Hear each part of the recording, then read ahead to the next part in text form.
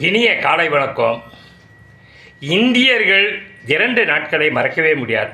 ஒன்று ஆகஸ்ட் 15 சுதந்திர திருநாள், இன்னொன்று ஜனவரி 26 குடியரசு திருநாள்.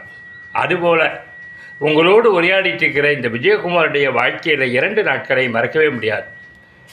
ஒன்று ஜூன் மாதம் 1ஆம் தேதி எனக்கு 60 திருமணம் நடந்த நாள். இன்னொன்று மார்ச் மாதம் 17ஆம் தேதி மாரடைப்பின் காரணமாக நான் ஜிஹெச்சில் அட்மிட் ஆகி ஆஞ்சியோகிராம் டெஸ்டெல்லாம் எடுத்து ரிப்போர்ட் வந்த நாள். சரி, முதல்ல ஏன் மறக்க முடியாத நாள்னு சொல்கிறேன். அன்றைக்கி அது 1.25 லட்ச ரூபா செலவு பண்ணி அந்த ஃபங்க்ஷன் நடத்துகிறதுக்குலாம் எனக்கு ஸ்டேட்டஸ் கிடையாது.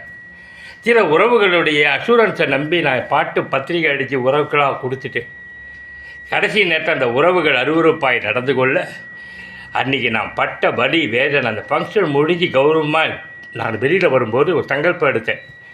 எந்த உறவும் சரி, நண்பர்களும் சரி, இனிமேல் எதிர்பார்ப்பு, அவர்கள் சொல்கிற வெற்று வார்த்தைகள், அவர்கள் பேசுகிற ஆடம்பர வார்த்தைகளை மயங்கக்கூடாது.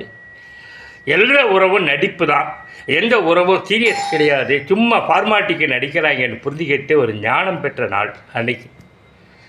அடுத்து சந்தோஷமான நாடுன்னு எடுத்திங்கன்னா, அந்த மார்ச் மாதம் 17ஆம் தேதி ஆஞ்சியோகிராமில் இவருக்கு 3 அடைப்பு இருக்குது. அந்த 3 அடைப்பையும் ஓப்பன் ஹார்ட் சர்ஜரி பண்ணி தான் காப்பாற்ற முடியும். ஆனால் அந்த ஓப்பன் ஹார்ட் பைபாஸ் சர்ஜரி பண்ணுறதுக்கு கூட இதயத்துக்கு பக்கத்தில் இருக்கிற நரம்புகள் நல்லா இல்லை. இவர் அதுக்கும் தகுதி இல்லாத மனிதன். மாத்திரைகள் மூலமாக தான் இவர் வாழ முடியும். வாழற வைக்கன் வாழட்டுங்க. இந்த மாத்திரைகள் புதுசாக வராமல் காப்பாற்றும், அதை தடுக்காது.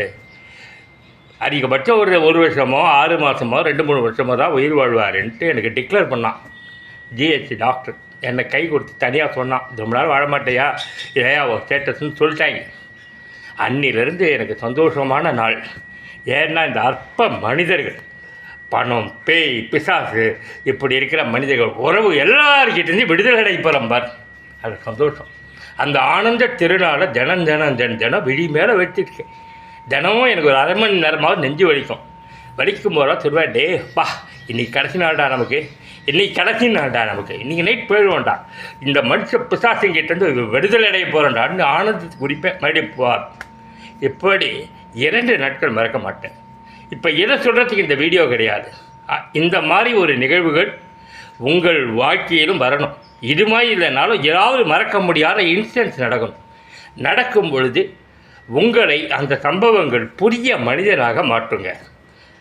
அது இப்படி தான் நடக்கணும்னு நான் சொல்லலை. எவ்வளோ ஒரு ரூபத்தில் நடந்தால் நீங்கள் ஒரு புதிய மனிதனாக உருவாக மாறுவீங்க.